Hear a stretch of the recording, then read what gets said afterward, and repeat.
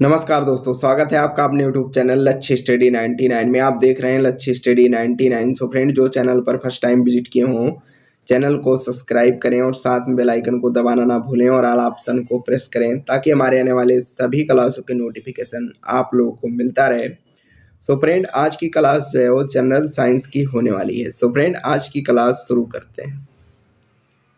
किसके जमाव के कारण दृढ़ ऊतक की कोशिका भित्तियां मोटी होती हैं?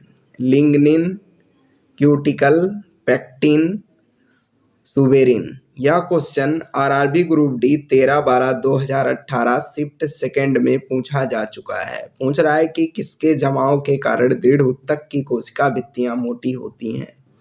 इसका राइट आंसर कौन सा हो जाएगा? लिग्निन हो जाएगा। ऑप्शन ए इसका राइट आंसर। लिग्निन के जमाव के कारण दृढ़ ऊतक की कोशिका भित्तियां जो हमारी होती हैं वो मोटी होती हैं, ध्यान रखिएगा। लिग्निन के जमाव के कारण दृढ़ ऊतक की कोशिका भित्तियां मोटी होती हैं। लिग्निन एक प्राकृतिक गहरा पीला बहुलक है। यह पानी और कार्बनिक विधेयक में व्यवहारिक रूप से अघुलनशील है। इस वजह से इसके गुण पौधों में कोशिका भित्ति की जल पारगम्यता को कम कर देते हैं, ध्यान रखिएगा। अगला क्वेश्चन है, किस प्रकार के ऊतक में एक समान कार्य करने वाली विभिन्न प्रकार की कोशिकाएं होती हैं? एपिडर्मल ऊतक, जटिल ऊतक, मेरिस्मेटिक ऊतक, तंत्रिकीय ऊतक। यह क्वेश्चन आरआरबी ग्रुप डी 26/9/2018 में पूछा जा चुका है।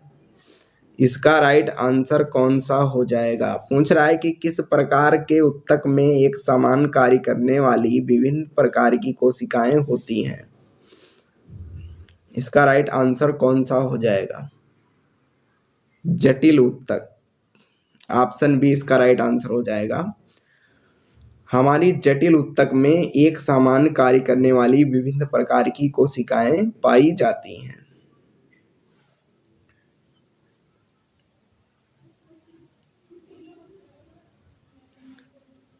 एक ही प्रकार के विशेष कार्य करने वाले विभिन्न प्रकार के कोशिकाओं का समूह जटिल ऊतक कहलाता है। जाइलम और फ्लोएम जटिल ऊतक के उदाहरण हैं, ध्यान रखिएगा। अगला क्वेश्चन है,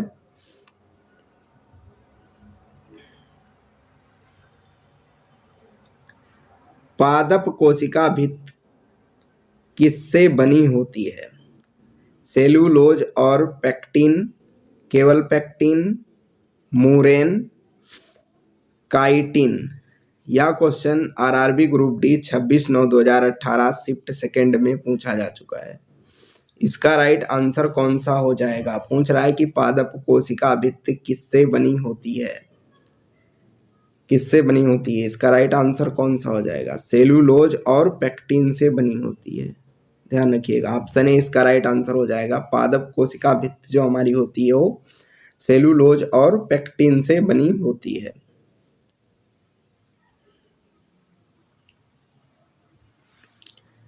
पादप कोशिका भित्ति सेलुलोज और पेक्टिन की बनी होती है। कोशिका के अध्ययन को साइटोलॉजी कहा जाता है। कोशिका भित्ति केवल पादप कोशिका में पाई जाती है, ध्यान रखिएगा। अगला क्वेश्चन है,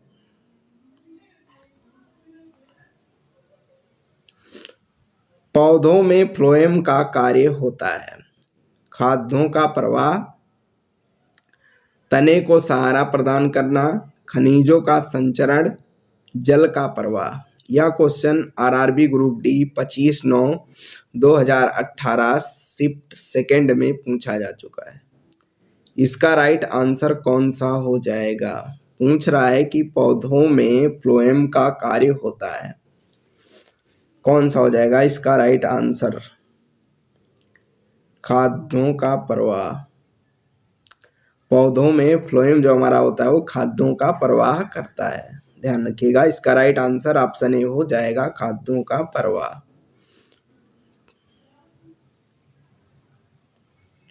फ्लोएम जो हमारा होता है, फ्लोएम या बॉस्ट पौधों की जड़, तना एवं पत्तियों में पाया जाता है या पत्तियों द्वारा तैयार भोज्य पदार्थों को पौधे के विभिन्न भागों तक पहुंचाता है या एक संचारक उत्तक है जो पौधों को यांत्रिक संरचना प्रदान करता है। ध्यान रखिएगा। अगला क्वेश्चन है, कौन सा उत्तक पौधों के प्रकाश संश्लेषक हिस्सों से सामग्री के परिवहन में मदद करता है? फ्लोएम, जाइलम वाहिकाएं, भरण उत्तक, विभाज्य उत्तक। यह question RRB group D 19/9/2018 shift second में पूछा जा चुका है। इसका राइट आंसर कौन सा हो जाएगा? फ्लोएम, ऑप्शन ए इसका राइट आंसर हो जाएगा। पूछ रहा है कि कौन सा उत्तक पौधों के प्रकाश संश्लेषक हिस्सों से सामग्री के परिवहन में मदद करता है? तो हमारा फ्लोएम करता है पौधों के प्रकाश संश्लेषक हिस्सों से सामग्री के परिवहन में मदद। इसका राइट आंसर ऑप्शन ए हो जाएगा।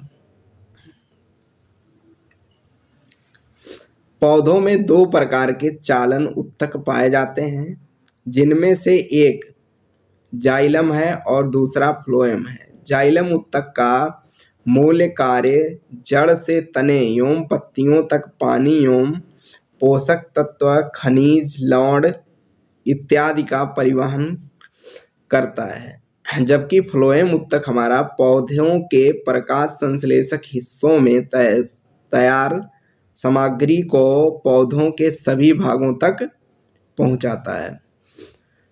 ध्यान रखिएगा। अगला क्वेश्चन है,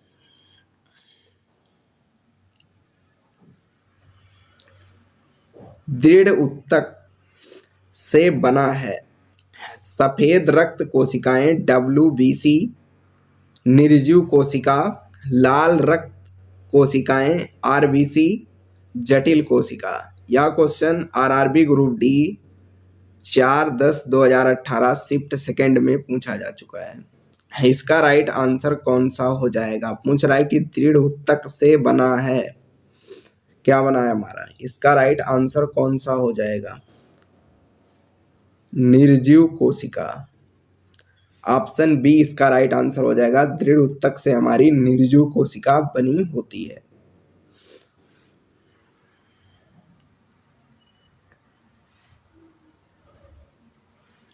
दृढ़ उत्तक निर्जीव कोशिका से बने होते हैं। या उत्तक पौधे के तने, पत्तियों के सिरे, फूल तथा बीजों, जीवाणु में पाए जाते हैं। जिन पौधों में रेशे उत्पन्न होते हैं उनमें यह उत्तक प्रचुर मात्रा में पाए जाते हैं। ध्यान रखिएगा। अगला क्वेश्चन है,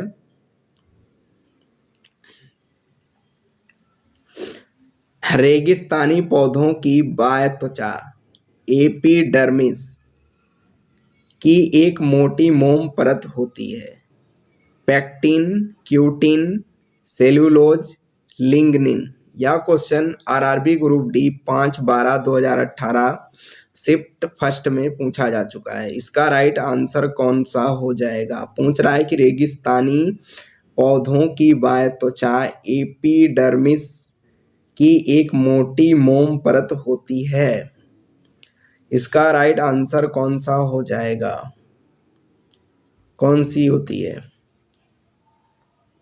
क्यूटिन।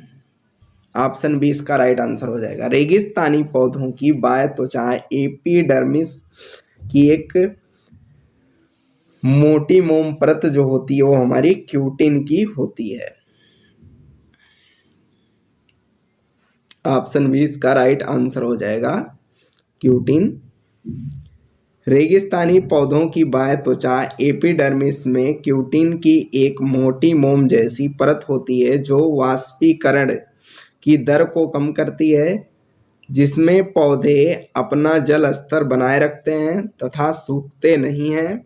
क्यूटिन पौधों के बाहरी आवरण को ढक लेता है तथा जल प्रतिरोध के रूप में कार्य करता है। ध्यान रखिएगा। अगला क्वेश्चन है,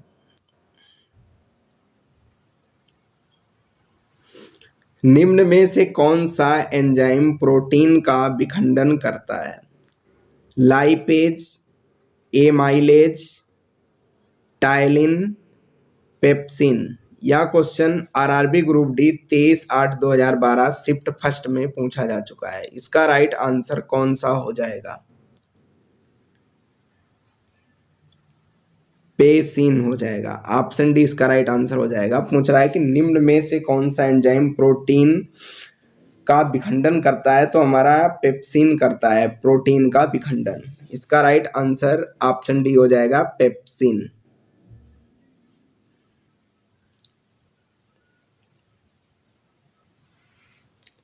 पेप्सिन एंजाइम प्रोटीन को विखंडित कर सरल पदार्थों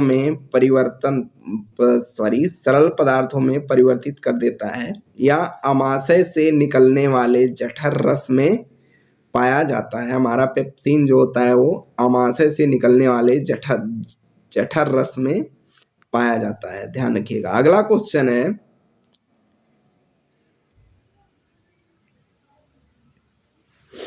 निम्नलिखित में से कौन सा एक जैविक उत्प्रेरक है? एंजाइम, खनिज, हार्मोन, विकिरण। यह question RRB NTPC 23/2/2021 shift first में पूछा जा चुका है। इसका राइट आंसर कौन सा हो जाएगा? पूछ रहा है कि निम्नलिखित में से कौन सा एक जैविक उत्प्रेरक है? एंजाइम जो हमारा है वो एक जैविक उत्प्रेरक है। इसका राइट आंसर ऑप्शन ए हो जाएगा, एंजाइम हमारा जैविक उत्प्रेरक होता है।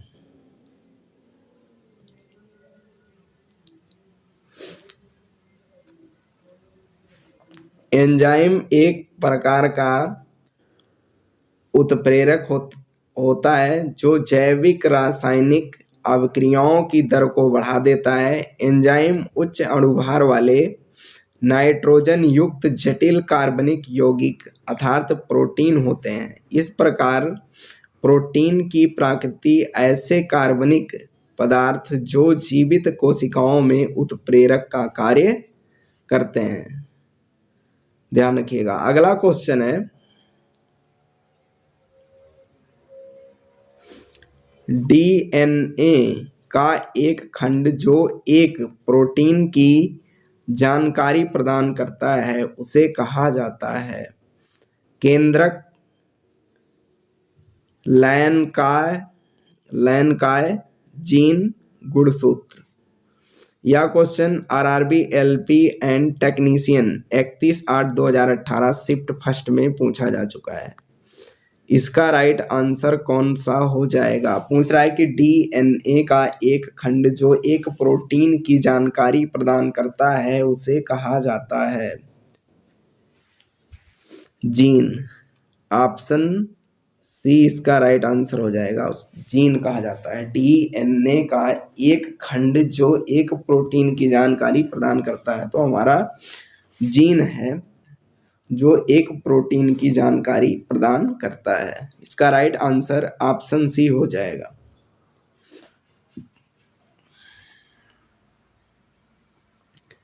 केंद्रक द्रव्य में केंद्रिका क्रोमैटिन मिलता है। गोलाकार केंद्रक द्रव्य में पाई जाती है। अंतरावस्था में केंद्रक में अस्पष्ट न्यूक्लियोप्रोटीन की जलिका मिलती है जिसे क्रोमेटिन कहते हैं। अवस्थाओं व कोशिका विभाजन के समय केंद्रक के स्थान पर गुणसूत्र संरचना दिखाई पड़ती है। ध्यान रखिएगा। अगला क्वेश्चन है,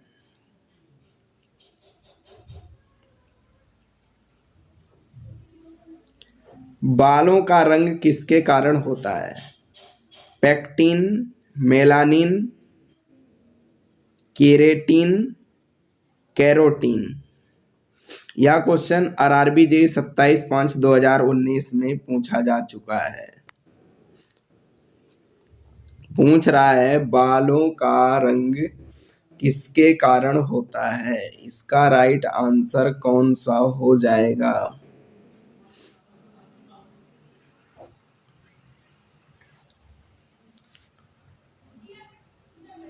मेलानिन। ऑप्शन बी इसका राइट आंसर हो जाएगा। कौन सा हो जाएगा? ऑप्शन बी हो जाएगा मेलानिन। बालों का रंग हमारा मेलानिन के कारण होता है, ध्यान रखिएगा। ऑप्शन बी राइट आंसर हो जाएगा मेलानिन। बालों का रंग मेलानिन के कारण होता है। मेलानिन एक प्राकृतिक रंग द्रव्य है जो अधिकतर जीवों में पाया जाता है, सिवाय मकड़ी को छोड़कर। मकड़ी में हमारा मेलानिन नहीं पाया जाता है, ध्यान रखिएगा। जीवों में मेलानिन का सबसे अधिक पाया जाने वाला रूप यूमेलानिन है, जो काले भूरे रंग का होता है, ध्यान रखिएगा। सो फ्रेंड, इसी के साथ जय हिंद। फिर मिलते हैं अगले नेक्स्ट क्लास में।